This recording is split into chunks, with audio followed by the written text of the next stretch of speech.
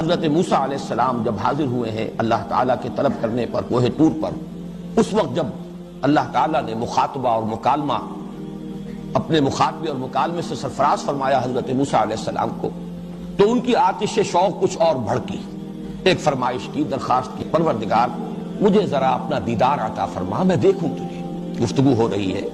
مخاطبہ و مکالمہ، اس شرف سے تو نے مجھے مشرف فرمایا ہے، ذرا مزید کرم فرما۔ جواب ملا لن ترانی، موسیٰ تم مجھے ہرگز نہیں دیکھ سکتے، ذرا پہاڑ کی طرف دیکھو، میں اپنی ایک تجلی اس پر ڈالوں گا، تو اگر وہ پہاڑ اپنی جگہ پر